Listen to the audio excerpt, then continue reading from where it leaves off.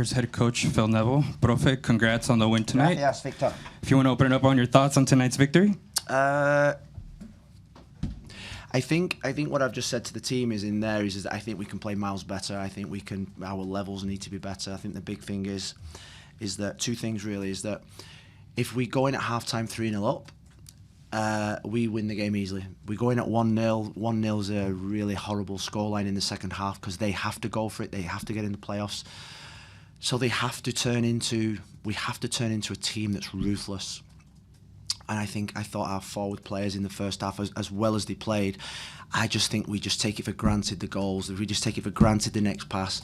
And I think that's why we have... I think if we learn that, I think we'd be in the top four. I think if we learn that, I think we're a really good team to go into the playoffs. If we don't, it's going to be really difficult. Every game is going to be a fight. It's why we didn't win in San Diego and Minnesota. Because do we play good football? Yes, we do play good football. I think everyone can see that. But we have to turn into those ruthless. You saw it in the games today. You know, LAFC 3-0 up in 20 minutes. Boanga, Son, bang, goals. That's the next step for this team. That's the next step. But I'm super proud of the 3 points. Every 3 points is big. And we're in a good position. All right, we're going to open up to questions. Phil, you mentioned being able to play better than you guys did tonight, even though it was a win. The 25 minutes coming out of the break, it looked like New York kind of got back into that match. Was that a disappointment coming out of halftime? Yeah, we lost momentum, and that's why I made the 2 early subs. And to be honest with you, Rojas and Pipe didn't deserve to be come off. I really didn't, but I just wanted to change the momentum with something. I wanted sort of like Da Costa to get hold of the ball and maybe Valde play from a little bit of a different position.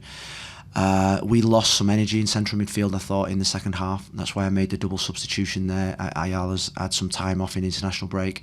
I thought João first half was outstanding. I thought he tired in the second half. And we just sunk. And like I say, because we didn't punish them in the first half, no two halves are ever the same. So, you know, I think we got a little bit of energy back when they scored the goal. And we thought, oh, we've got to go for it here. We're in trouble. And we went for it. And all of a sudden, there was 2 or 3 more chances. And we saw out the game well. The centre-backs. I thought the centre-back was incredible. Finn Sermon. You already mentioned that you thought João Ortiz in the first half was outstanding. And with the injury to Felipe Carbajo, that spot alongside Ayala became open this week. How did Ortiz perform this week in training? And what did you really like from this game that you think none of the other midfielders can provide? Well, I think what I've just said to the team, the second point I was going to make at the start is that we have 24 players. I've left out the squad today, Zach, Ian Smith, who doesn't deserve to be left out of the squad, and Gage Gira. Last week we didn't even take João Ortiz, or the last game we didn't even take João Ortiz to Minnesota because we had Caballo, we had 5 central midfield players. The week before that he played centre-back and he was unbelievable in training. He played number 10 in sort of like the team that wasn't playing and was unbelievable. His attitude's been fantastic, and what I've just said to the team is that now we've got to sacrifice ourselves for the team.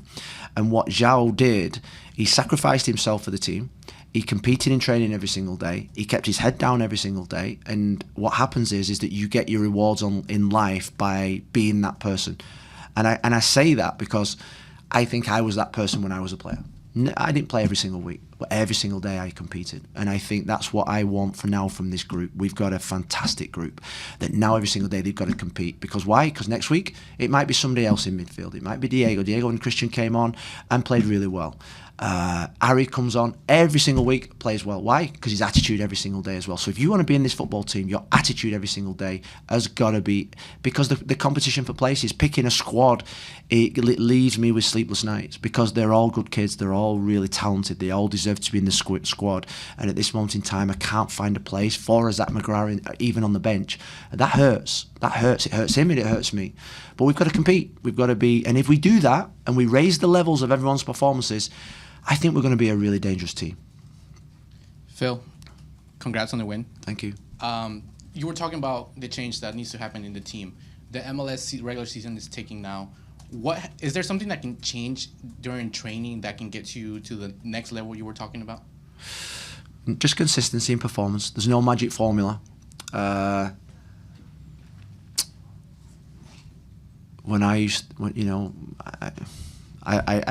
always name Cristiano Ronaldo as the biggest example. How did he become the best player in the world? Well, every single day he worked hard. Every single day he practiced. Every single day he did reps. And when the coach says 10 reps, he did 15. And when the coach said 15 reps, he did 20. And when the coach said we train for an hour, he trained for an hour and a half. It's not rocket science. You just got to keep working on it. It's a process.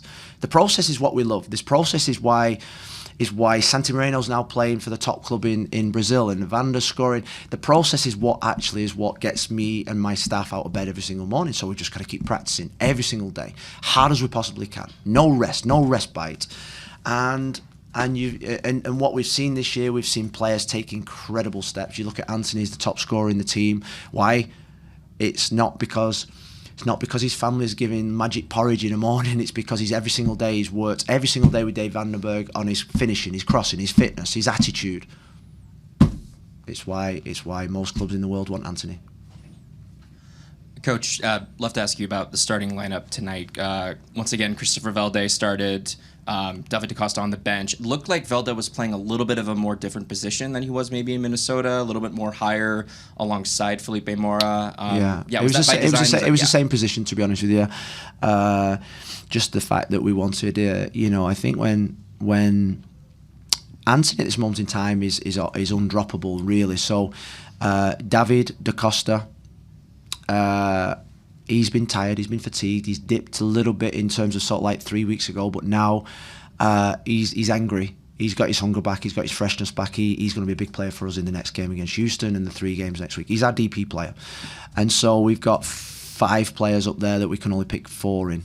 And Rojas today, he's a quality player. He's a DP level player.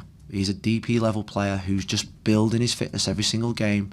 And he makes us play in a certain way that's give us something than what we've not give. So there's competition for places up there. Christoph at this moment in time has not played in the position that we probably brought him in to play. But in Minnesota, I thought you saw some glimpses of when he was on the right, when he was on the left. Today, we just didn't give him the ball. That was my biggest thing at half-time is that we just did not give him the ball. We broke at times and he was wide and we didn't give him the ball. But he still set up a goal. And that's a sign of a really good player. Hey, Coach. Congratulations. Thank you. One thing I want to touch on, we talked about at the very beginning of the season and at the end of last season, and how last year there was just no gas left in the tank. There were injuries and momentum was kind of gone.